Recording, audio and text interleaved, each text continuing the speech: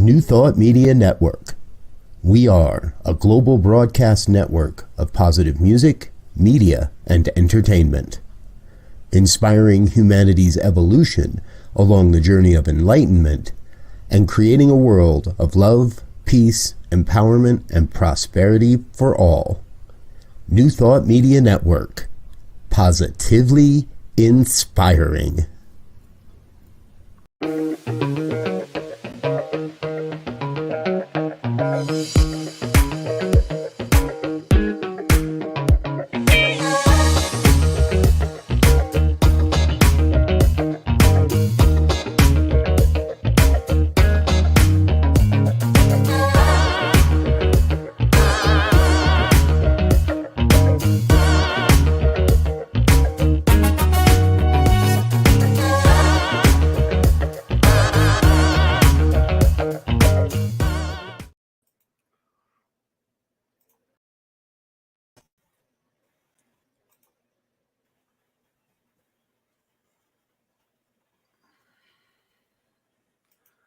And hello again, dear ones. Reverend Robert with you here.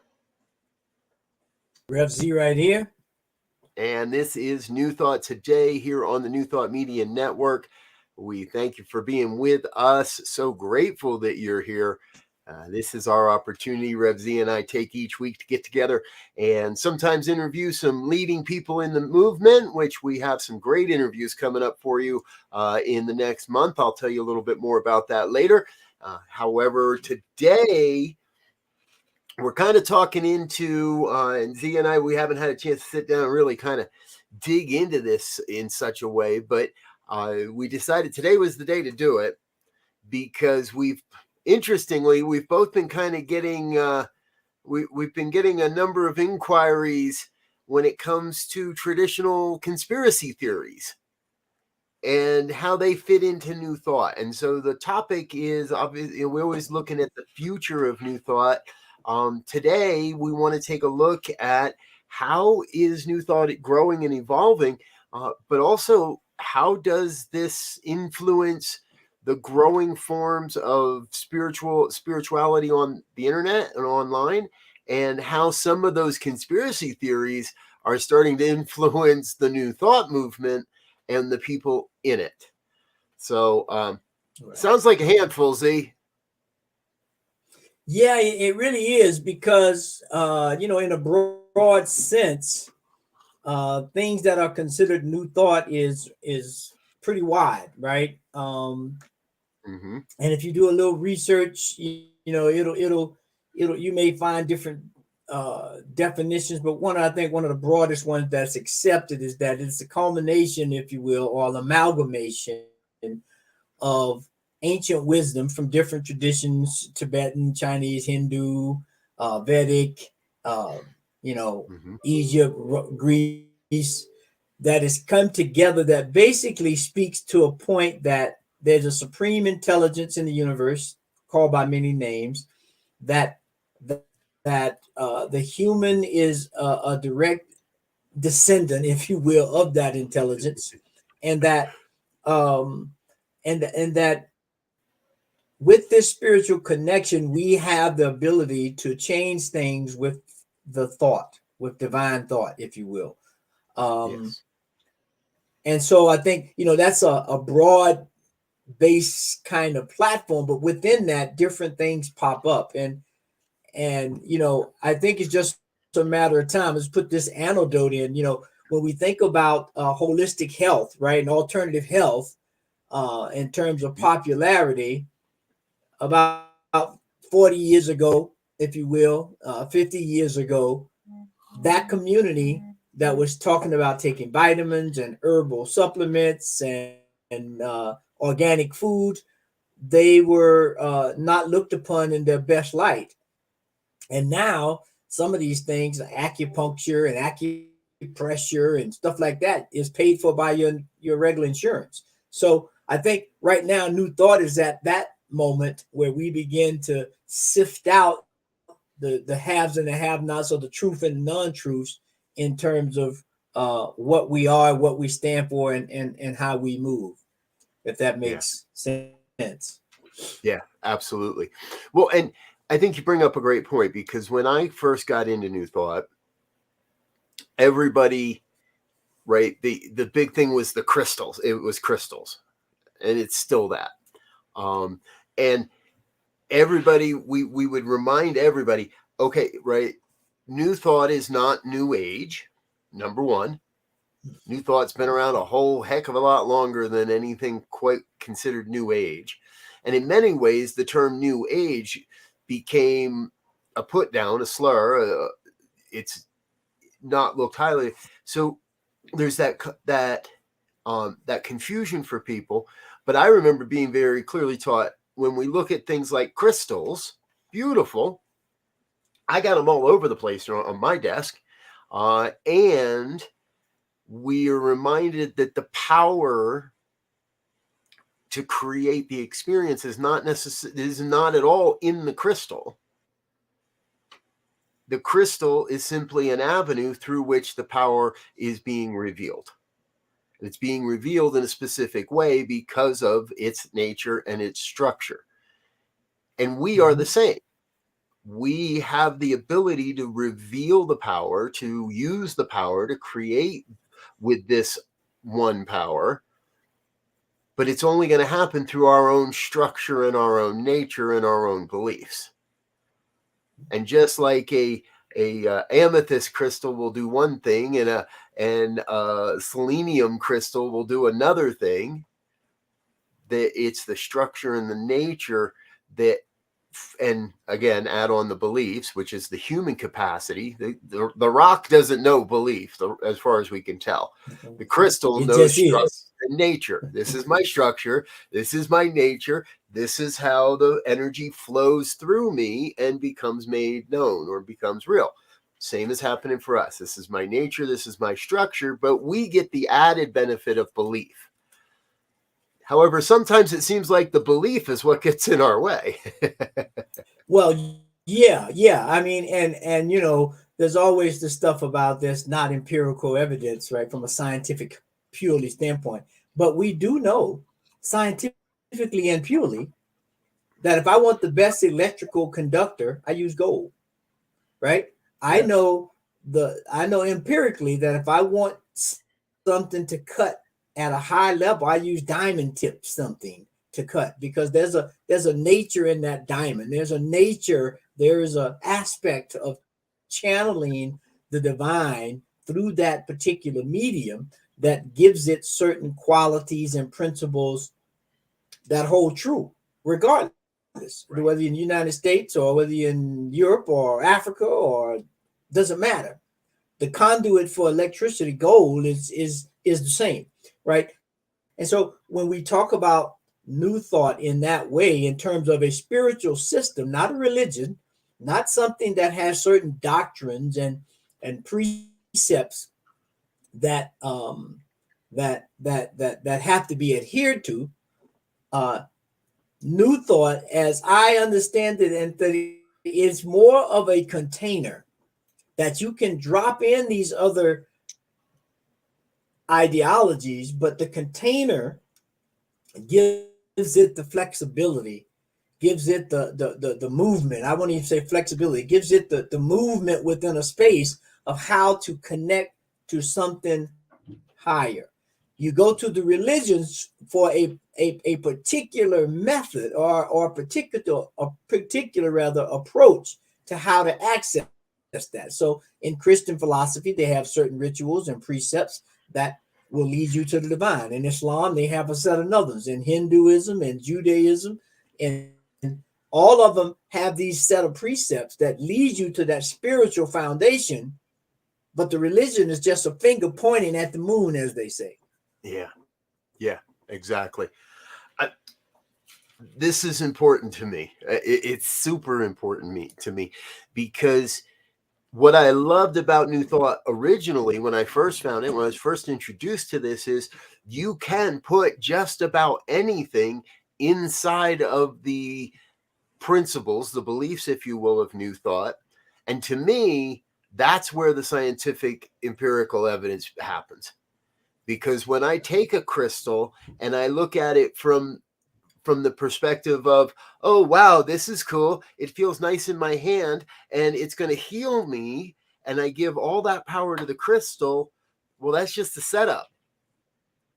And New Thought helped me to see that the power you're feeling is only being either amplified or not in a beneficial or not manner through which we get to experience it.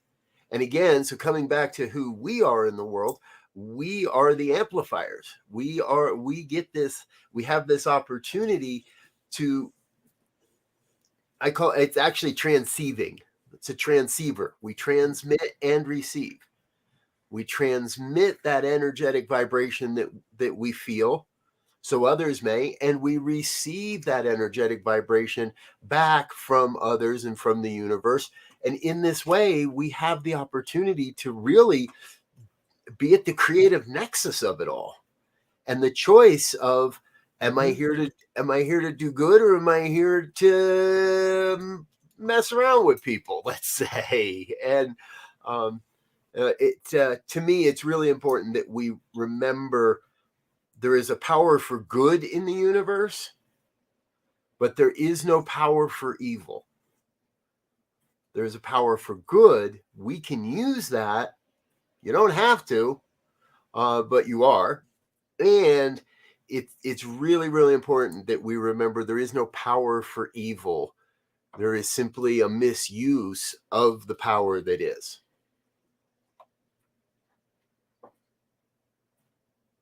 Whoops, I think we lost LZ there for a minute, folks. He'll be back in a second or so. We love how computers work around here. So please join us, chime in. We'd love to hear your thoughts on this as well. Is there a power for evil, or is there just, as I was saying, Z, I'm not sure when you dropped off, but what I was saying is there is a power for good in the universe. We can use that, but there is no power specifically for evil. There is no power that is whose nature and structure is to destroy or condemn or rip us apart or any of that good old stuff. Yeah, I agree. And you know, the idea of a principle is that it is what it is, and it is, you know, it finds itself in that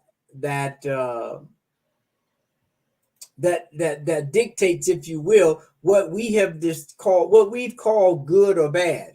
I mean, and one of my classic examples of that is, you find two individuals, one from the desert and one from the rain, and they have this idea of a supreme intelligence, and they attribute different things to it. So if they're in the desert, they may be attributing rain to that principle. And those in the rainforest are they're attributing sun. Now, they're both aspects of the one thing, but because of the position that they're in, or the location that they're in within the 360 degree spectrum, it's looked at different. And so one would call the rain good, the other one would call it bad, and vice versa. But that is somewhat of a subjective analysis of the thing itself, as Ernest Holmes calls it. Yeah. I've never heard you use that analogy before, and I love it because I've been there too. 3 weeks ago, I loved the snow. Bring it on. Let's have some more fun. Today, nah, no snow. Don't want no snow, right? And the rain is another way. Some will, okay, so here we get to that balance of the two, right? Because rain, it can be good. We perceive rain as not so good when we get so much of it. And we want more of it when we don't have enough. And when facing droughts like we do in the West, some places we can't get enough of it. Speaking of which, did you see it snowed on LA this week? I did. I was over in that neighborhood. I was in San Diego. Oh, yeah, that's right. I saw pictures of snow on the Hollywood sign. I thought, now there's one you don't see very, very often. So yes. So again, and you know, I'm gonna put I'm putting a link in the chat right now. That this was a Scientific America article on that says the hippies had it right. It's all about vibration, right? And this is one of the things that New Thoughters look at in terms of as you were saying, the transceivers and the transmitters of a divine energy, of a vibration. And I thought this was a decent article, you know, that spoke to that particular thing. Yeah, exactly. Hey, folks, we're going to take a quick break. We invite you to go ahead, click that link, but don't stay there too long. Come back. We're going to say thank you to our sponsors and those that make all this happen. We've got more coming your way here on New Thought Today with myself and Reverend Elzia. But we do invite you to stay with us. And first off, I want you to check this out. We got something really fun coming up in just a couple weeks. Stay tuned. Watch this. 'Cause I think I have been there too. I'm a seeker just like you. And you ain't got a thing to fear. Looks like love is growing here. So take your guard and let it down. Go deeper still until you come unwound. Unbound. Lay it all down, down, down. Lay it all down. Unbound. Open your mind and unfold your heart. Yeah. Let's do something fun. Let's go on vacation. Let's take some time off just to do something fun with none of the usual to-do list that we have to deal with from day to day. And let's do it right now. And it'll only take a few seconds. Take a deep breath. Let it out. Take a break. Give yourself the gift of a moment. Allow yourself to stop doing and simply be. Because you are a bright light of love, and for you, being is more than enough.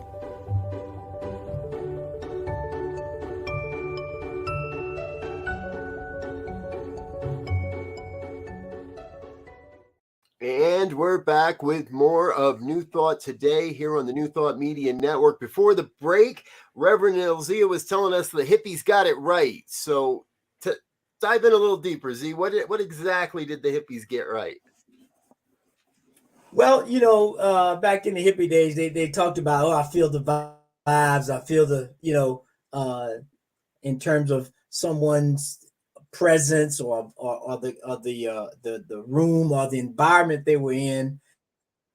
And Scientific America is pointing out that there are vibrations, that there are frequencies, that there are, things that are in the air, like this signal. If you're on Bluetooth, right? That's just pull out of the air, right? Your television, your radio, those are vibrations and frequencies that if you tune into the right frequency, you get the right radio channel or the right TV channel. And so by the mere fact that we have those available, we know they exist scientifically because we use them all the time. And so I don't know what prompted the hippies, as they say. Maybe it was some of that experimentation that took place, that they were able to tune into a different frequency. But scientifically, we know that exists.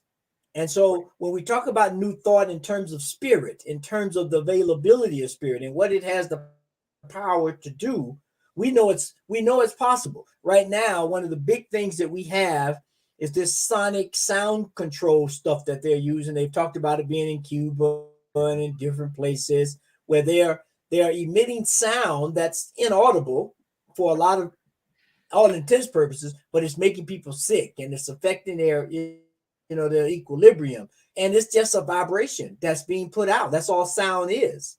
And so it sometimes, looks at, okay, are these things not being substantiated because it interferes with some other motive or method that people are trying to use, or is it categorically? And right now, it's almost categorically not true that there are such things that New Thought uses or espouses in terms of vibrations and spirit and frequencies that are helpful in our lives. Yeah, exactly. I love that Scientific America's waking up to the hippie movement, because in true, for me, when I first found a New Thought community, when I first found Science of Mind, I came in the door with kind of a little bit of like, well, yeah, of course we're all one. I've been hanging out with my brothers and my sisters at concerts for years now. And a lot of the principles, a lot of the beliefs that are in that the hippies were born on, if you will, and grew up on and passed down to other generations, is that sense of oneness, that connection, that we do feel each other's vibe. And there's no question, any one of us can think back and find an experience where maybe we're at a cocktail party or an event of some sort. Somebody starts bringing up a ruckus. Somebody starts being a little bit belligerent or getting in somebody else's face, and the whole atmosphere of the party crashes. Suddenly everybody's like, nope, I'm out of here, man. And everybody wants to get away because of those bad vibes that are being brought in. And I think that's an important part to how to live this philosophy, is to be able to listen to those things, pay attention to those things.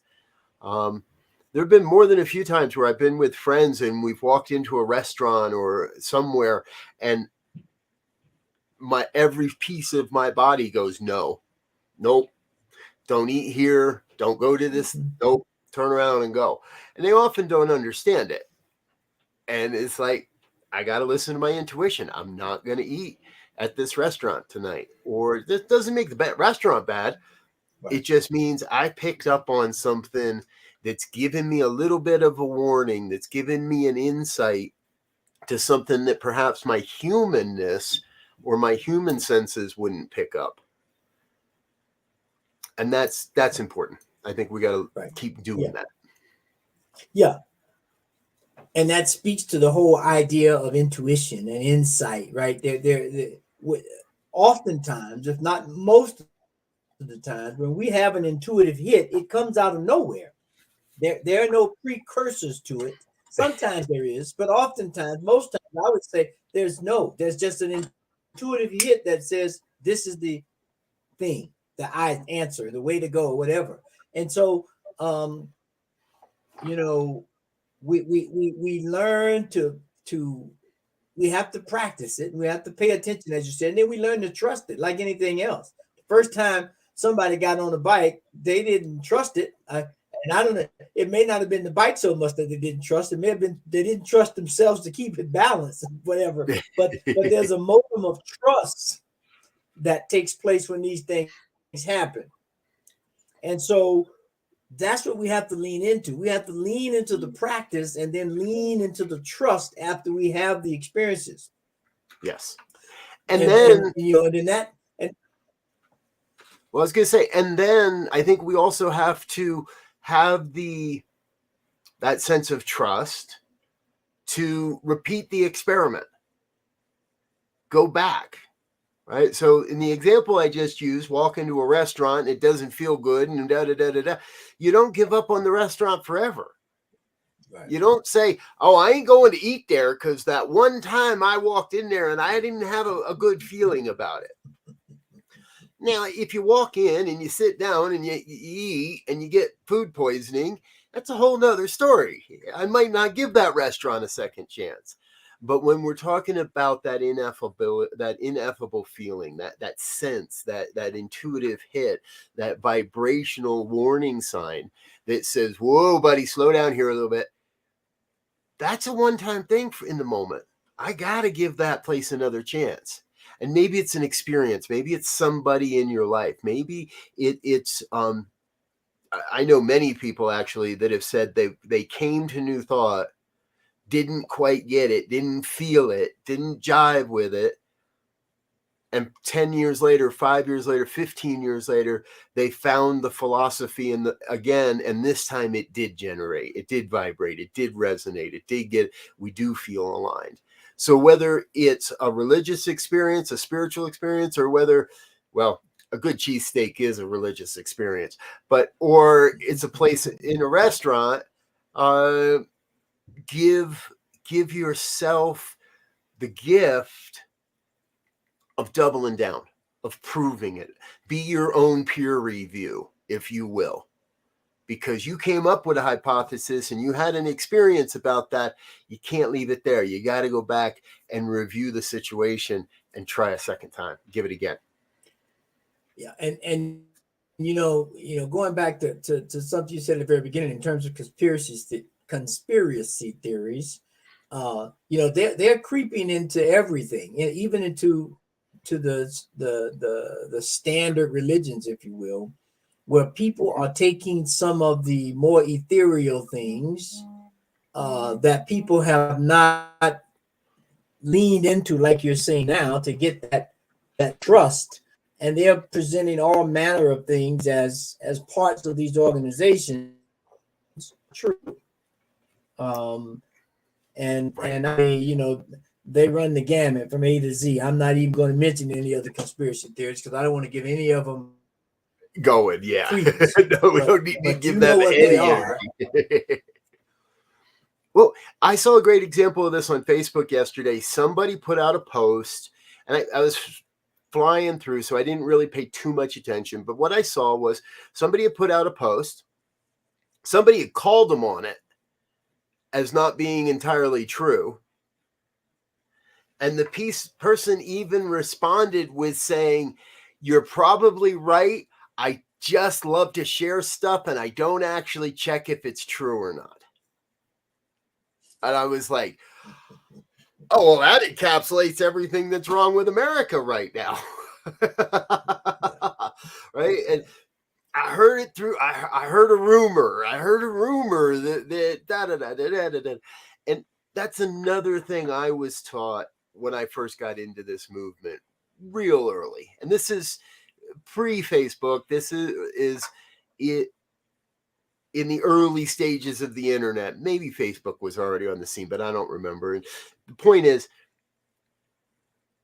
when we get into these situations and we just blast stuff out, that's not contributing to the betterment of society. It doesn't mean that the vibration is lessened. If you think of it, but I can stand on top of a building and shout falsehoods all day long. And the louder I shout, more people will listen, but it doesn't make it any more true.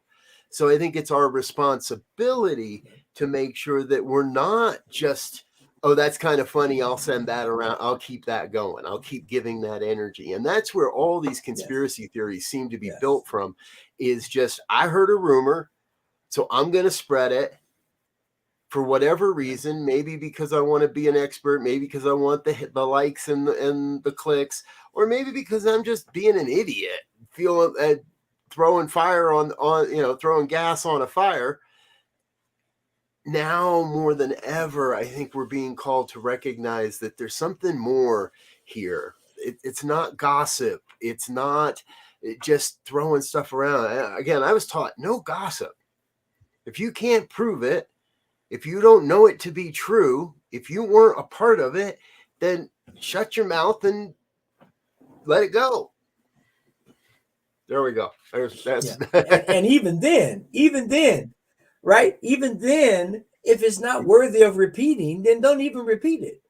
I mean, right. Yes, you take the precautions or whatever that might go along with it if you involve and you got true knowledge. But given the fact that every everything becomes an alarmist kind of projection. I mean, we just look at the news, right? I mean, now they're becoming a little, they have these sections now of the good news on them, right? But the majority of that 30-minute newscast, no matter which one, national or local, is geared toward alarmist kinds of stuff. And yes, is it worthy of being mentioned? Yeah, well, maybe to some, maybe not all, but it's mentioned 3-4 times in a days in the local news or national news. It's like, you know, it's amplifying, I think, things that yes, they should be made aware of, but they shouldn't be amplified beyond right, beyond necessary. Let's put it Yep. at that. Yep. It's not a 4-alarm fire for every single story out there. However, I am going to take the opportunity here, folks, to take LZ up on that shameless plug he just set me up for, and remind you all that we do share the good news here on New Thought Media Network every Friday evening at 5 p.m. Mountain Time. Join us for a half hour of good news stories. I am the host for most of those, and I have a co-host that joins us on the first Friday of every month to give some perspective and some variety. Please join us on a Friday night for the good news here on New Thought Media Network. All right. So here we are. Has New Thought, as it stands, has our community, have our communities, have the various churches and centers and organizations, have we become a safe haven for the conspiracy theorists? For those that are set on spreading these theories, that have it set in their heart to not necessarily to build people up, but to tear things down. Have we become a safe haven? Well, you know, as you said that, I had a similar kind of thought in that if communities and centers and things are primarily about talk, however they want it, whether it's philosophy, ideology, or whatever, and there's no action, then I would say, yeah, because we give someone with these ideologies to come in and kind of debate them and talk about them. But, you know, if you start some action, if you start doing something, those kind of people who just want to spout information and that kind of thing, they're not going to stay around long, because you're going to say, look, you got to go to work here. This is not, you know, we do have principles and ideologies and things that we spread and teach, if not spread, but teach in terms of how you could enhance your life. And then we go out, we try to do some work to make this happen. Right. Those guys aren't going to stay around. Right. That's my belief. Well, exactly, because they won't have much fun at our rallies. And if they invite us to their rallies, we won't go. I don't know that there's so much out there these days, but I like where you're going with this. Not only teach the principle, but stand in the principle, demonstrate the principle. I've heard it said numerous times. No one will ever care how much you know until they know how much you care. I'm going to say that again real quick for anybody that missed it. No one will ever care how much you know until they know how much you care. So it matters not how many great, beautiful, prolific, flowery words and phrases and stories we can tell from the pulpit. What really matters is how we respond when somebody walks up to us afterwards and is brokenhearted. And here, in my opinion, is, and the same is true when somebody walks up to us after a service and starts going down the road of a conspiracy theory. They're really not there to find out what we know. They're really there to find out if we care about them, their well-being, the planet, the politics of the nation, whatever it is that they're theory is all about, is they're there to find out if we care, if we actually are going to do anything that's aligned with what we talk about on a Sunday morning. Yeah. And to be able to give people an opportunity to give, right? Because it won't take long for someone to step into your organization or group or whatever and say, oh yeah, I'm a part of this. Oh yeah, I'm down with this. And then you start doing some work and they'll never show up, right? Or they don't never contribute. I may not show up physically, but I can't show up, but I'm going to donate something beyond what I may normally give for this cause, right? And you know, we, as they say, we got to get some skin in the game. Right. There's another part of that I want to hit on. It's they show up, but they show up to prove us wrong. They show up to tear it down. They show up to be the contrarian that is. Now, that's not to say we don't welcome good, thoughtful, deep questions in our classes. And we want to make sure people have the room to ask questions. But when you see the same person in line every week, and every week they're coming up to you with another, this isn't right, and this doesn't do, and this, and tearing, there does come a time where we have to recognize maybe New Thought isn't the path for you, even though we know it can be. Maybe, let's say it a little differently. Or it may not be now. It may not be now. Let's put it, that's exactly what I was going to say. It may just not be your time now. But I still, I buy in wholeheartedly that if you show up and give this philosophy a diligent study, a diligent effort, it will change your life. Now, there's a gentleman, Z, we're not going to mention names, but there's a gentleman who's been showing up at Centers for Spiritual Living Denver, and I think he's been there 3, maybe 4 times now.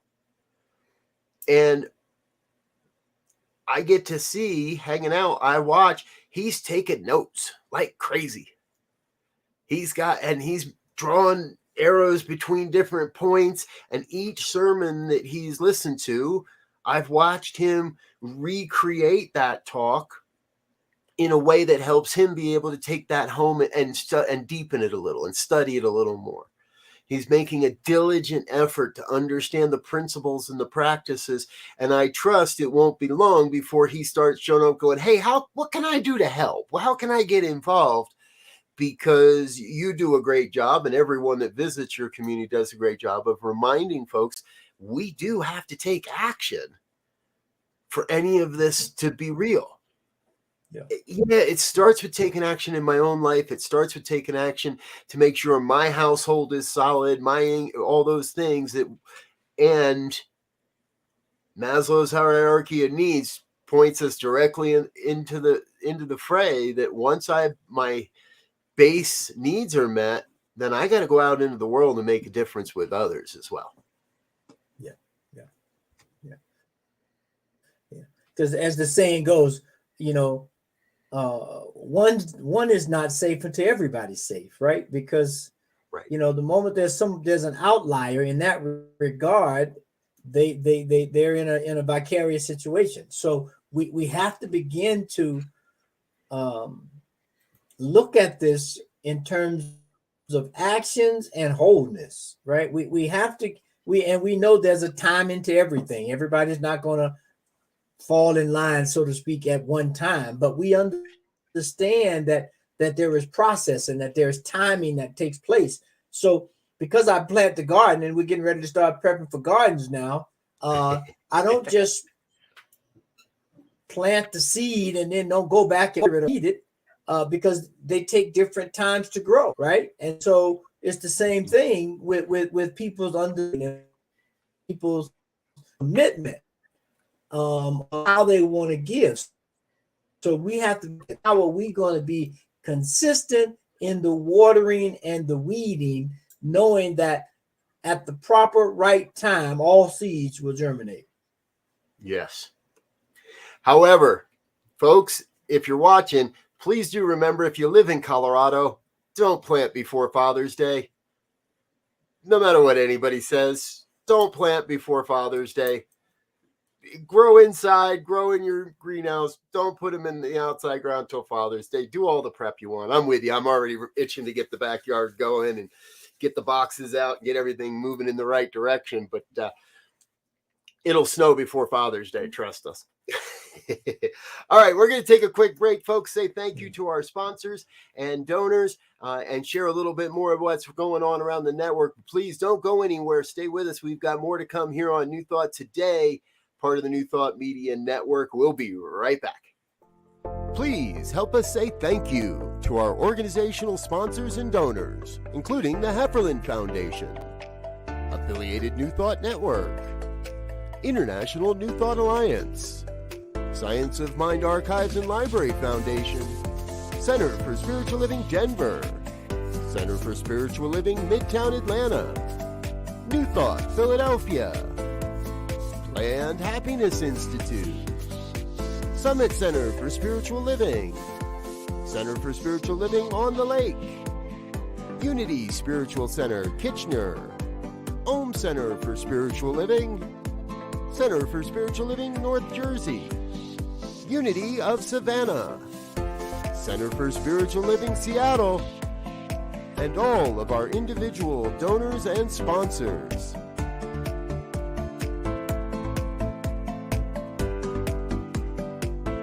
Thank you for being a part of the New Thought Media Network. Please come be you. You are a gift. That is the absolute truth. You are a gift, a blessing to the world, a way that the infinite love of God shines itself, shares itself, and expresses itself more fully in the world. You are a gift and a blessing. Please take that seriously. Take it as your honor. Take it as your opportunity to be a light that shines for others. Be that bright light of God's love that's the truth of who you are. And enjoy it, because you deserve it.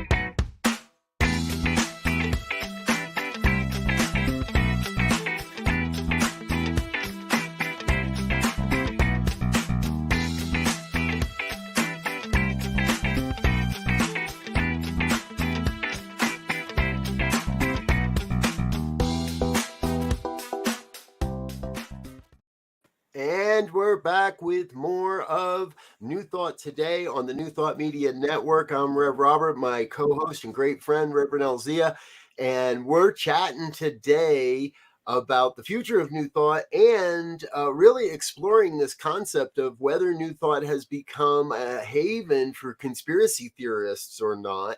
And, you know, Z, what I hear as we go here today, as we dig in here today even a little bit more, it's kind of a running theme that we have. And part of that is you got to get active. We got to take this philosophy into the streets and into the hallways of business and into the catacombs of government and anywhere we can get it, because it's through the activity and the active demonstration that we actually do prove the principles rather than just talking about them. Yeah. And that's the key. I mean, and you know, I love from the religious science perspective of Ernest Holmes when he says, you know, I look forward when science and spirituality or religion walks hand in hand, because when we're able to take the scientific parallels, if you will, one of the core principles of New Thought is correspondence. So we know once we find a law, if you will, that happens at a certain level, we know there's a correspondence at all levels. And so we begin to use that as an impetus from the visible into the invisible, right? And so I know that if I'm boiling water, I don't just cut the fire as high as it can and put it on the water, it's going to instantly boil. No, There's a process. The molecules of that water have to be heated. And then Yep. over the processing time, it begins to boil. Well, it's the same thing across all levels. There is a correspondence, no matter which level you're dealing with, that parallels with that law that we have. And so we have to begin to use that. We have to begin to understand that and look at life as scientists, not as a scientist that's trying to prove everything wrong, but as a scientist who's trying to understand why it's happening. And when we figure that out, there's a harmony in nature. There's a wholeness of nature that we should be striving to obtain. Now, of course, now we got all kind of, like you said, there's snow in LA this past weekend, and tornadoes the other night that went through I think it was Norman, Oklahoma. And so we understand that when things get out of alignment, or when certain things coalesce, if you will, that naturally things are going to happen. But that's not the fact of something evil, or that's not the fact of some conspiracy theory. That's just the way nature works. That's just the way life works. And so if we begin to understand and observe these things better and closer with the eye of understanding, I think we'll be able to, uplift everything from, spiritual thought to housing, developing houses that withstand better in some cases some of these events. Yeah. You remind me, right? The worst choice is to do nothing. The choice that never really works is to just sit around and do nothing. So even if what I do doesn't work, it doesn't mean that the principle isn't working. It just means that I didn't use the principle to its best, to its highest good, to its most powerful end.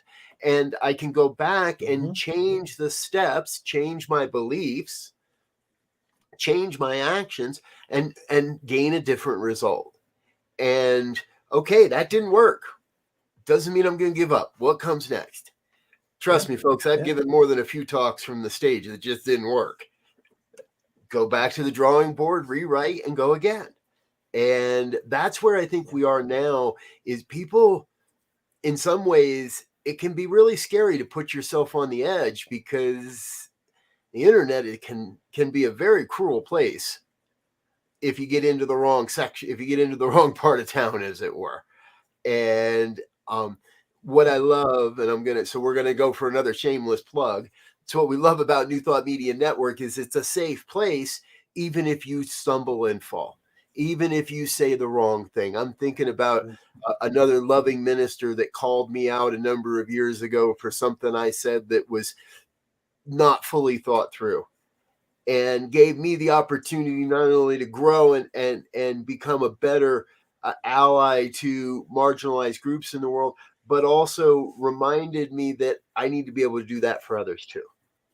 Lovingly and compassionately say, hey, how might we look at that in a new way? How might we create a new thought around this piece that's challenging to you, to us, to society? Yeah. And two things stick out on that, what you were saying. One, when we look at the Edison and the electric light, I don't know how many times they say he made one before he got it right? Thousands. Yeah. What would have happened if he just stopped, right? He just said, I'll forget it. This don't work, right? He kept the principle and he kept trying until he got the conditions right to hold that principle in place, right? And then, when we think about how we begin to perceive, our involvement, for lack of a better word, we have to approach this. There's a saying that I love that says we have to pray as if everything depended on God, but we have to work as if everything depended on us. Say that again. And so pray as if everything depended on God, and work as if everything depended on you. And somewhere in that medium, that balance is struck and the thing happens. Yeah. Faith without works is dead. And I could sit around, and pray all I want, but it ain't going to change the channel on the TV. I got to have a kid get up and do that for, well, that was the old days when son, get up and change the channel. I'm glad I grew up when I did. Another guy. Because when Dad sent me to the TV to change the channel, there were only 3 or 4 options. It was today. It'd be like, kid, change. Keep going. You'd be up there all day going, oh, come on, Dad, pick one already. No, go back 6. I want to go back 6 channels. Oh my God. Oh, folks, thanks for being. I mean, and that's what we. Yeah, no, I was just gonna say that's and that's a great lesson, because now we have a vibration called remote control that changes that. Yeah. A frequency that changes that. Magically, it seems. Hey, folks, thanks for being with us today. We're New Thought today. This is part of the New Thought Media Network, and we would love to hear from you. If you're watching live, thank you for chiming in and commenting as we go. If you're watching on a replay, please feel free. Leave your comments in the comment box. We'll get a chance to see those, or get with us directly. Send an email, ministertalk@ntmedia.org. We would love to hear more about the topics you would like us to cover, the guests you would like us to have on this program, and what you would like us to be talking about, because as you can see, we can talk about anything for as long as we want. Let's hear what you'd like us to do. Or perhaps you'd like to be a guest on the program and join us live in studio on a Tuesday afternoon and share your feelings, perspectives, and beliefs around the future of New Thought as well. We'd love to have you for that as well. We're going to do our final thoughts in just a moment, but before we do, we've got one more quick break, and then we'll be right back. Stay tuned. We'll be back for more with New Thought Today in just a minute.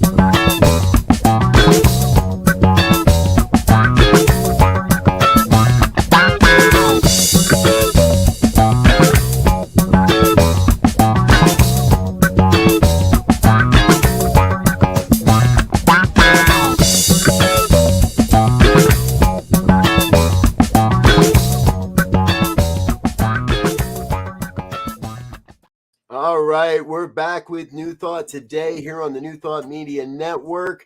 We're going to wrap this up for today, but before we do, we have our tradition of final thoughts. Rev Z, what are the final thoughts you've got for us today? I think, given the topic of and I'll make it more, clean. And when we begin to look at any ideology, when we begin to look at any thought pattern or philosophy, my final thought would be try it out for size. Don't just get on the fringes. Don't just, learn enough about it or play with it enough so that you can have a conversation. Get involved so you can speak with authority, so you can speak with understanding. And then all of the other stuff on the fray, you'll know when to get involved or not. You'll understand when someone's talking from a peripheral view or whether they're talking from understanding. And if they're talking from understanding, now we have room for conversation. But other than that, it's not worth it. Keep practicing on your own. Keep studying it, and that stuff will coalesce. Yes. Oh, good. Thank you. One thing came to me that we didn't share today, and I think it's important. New Thought as a philosophy and centers, I believe, across this planet are teaching us how to think, not what to think. We teach people to use critical thinking, to use your own understanding, your own lived experiences to come up with and really test these things. Get into, it's that science part. think for yourself. Don't just share it because someone else did. Don't just say it because you heard it and it sounded good. Really dive in, and I think we're on the same page here, right, Z? You've got to be able to dive in and learn the principles in order to use them. So we don't teach you what to think, but we do teach you how to think, and we're happy to continue to do that. So if you've got any problem with that, get in touch. If you don't know how to think, definitely get in touch. But go out there and do your due diligence, do your study, do your thinking, and trust that the universe has got your back on this one. All right, we're going to get out of here for now. Thanks for being with us, folks. We'll be back again next Tuesday. And next week, Z, we've got the Right Reverend Michael Mangus is joining us from Ohio for a conversation. In the coming weeks, we also have Reverend Dr. Mark Gilbert. I just gave him a doctorate. Reverend Mark Gilbert will be with us in a couple of weeks. And look forward to the early part of April where Reverend Dr. Tim Stewart, the head of the International New Thought Alliance, will be with us. That's going to be a really great conversation as well. Great guests coming up in the next few weeks, as well as more great conversations. And remember, if you'd like to suggest a guest or a topic, please send us an email, ministertalk@ntmedia.org. We'll say a quick thank you to Zoe, Brother Zoe DeMuro, one of our practitioners here at the New Thought Media Network. Thank you for being with us today, sir. Those of you that I can see are around and giving us a thumbs up or a heart symbol, Ed Green, Harold Brock Ford, Terry Paul Choice, thank you all for sharing your love and appreciation with us. We're going to get out of here for now. Z and I will be back Friday morning at 7 for Ministers Talking Bleep. And we'll be back on this program next Tuesday at 2. So please join us for that. Until then, we wish you peace and richest blessings.